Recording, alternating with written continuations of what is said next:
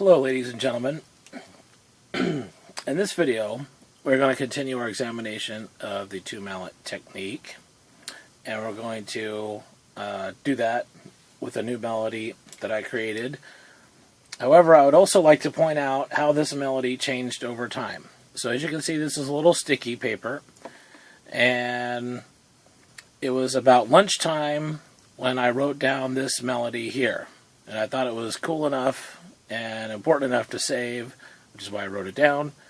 And then, well, I took a nap, and then I went to the store and did a couple other things and came back home about 5 hours later.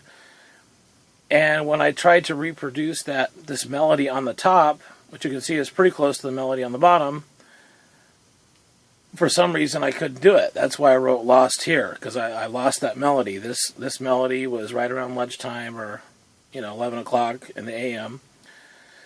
And within 5 hours and doing things, I completely lost the feel and the groove for this melody. But again, one of the interesting, wonderful things is when you make mistakes, sometimes something interesting comes out that you wouldn't have normally created had you not had the mistake. We've seen that in earlier videos. And that happens all the time in arts and in science and all sorts of human endeavors, right? All across the world, all throughout history. So it happened to me today. Now here is a video and trying to a melody, and I'm trying to replicate this melody, and I can't do it, but I come up with a slightly different melody, based on the G, D, F, D, and then the E, D progression. But it ends up being, in my opinion, a heck of a lot better and more pleasing and a cooler melody. So in the end, I wrote down the first melody, and even though I lost it and I lost the feel and couldn't remember the groove, luckily I stumbled into a slight modification, which has made me happy in all sorts of different ways. So that's great. In the end, that's why we write down our melodies, because you never know what sort of things are going to happen. So this melody kind of has D as a main kind of anchor as we go around these beautiful keys here. So here we go. Let me try this out for you. So this is going to go, even though it's going to start down here, the D is kind of the anchor to a lot of the notes. So here we go. Ready? Well, I think my key's a little flat here. Make sure they're all ready to rock and roll here. Here we go.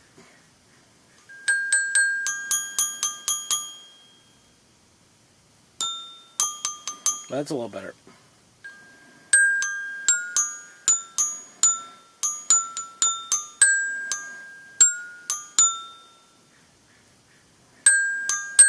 Oops.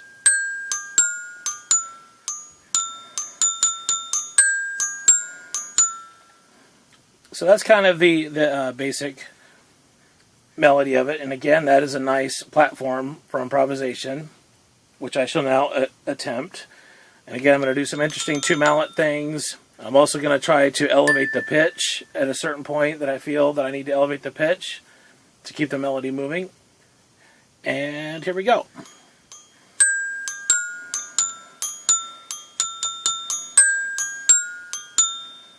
Nice pause.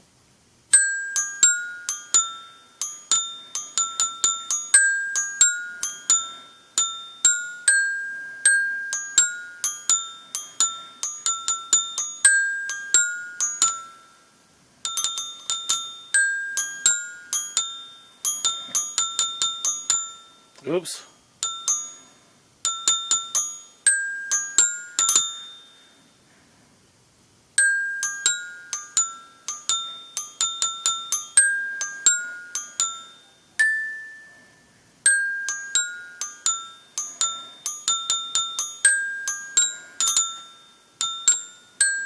Oops.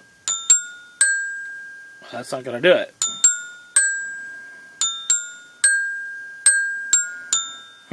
So I lost my way once again.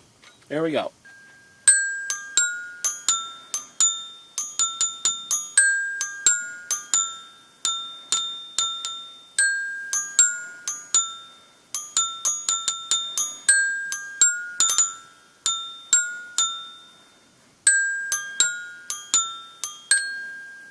Maybe I could do that's a little mistake, but maybe I could do that too.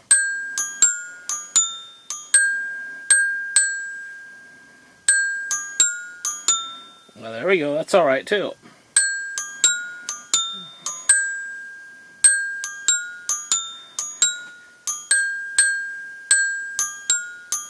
Do I like that? Walking it down and bringing it back up and then nailing it down. Oops.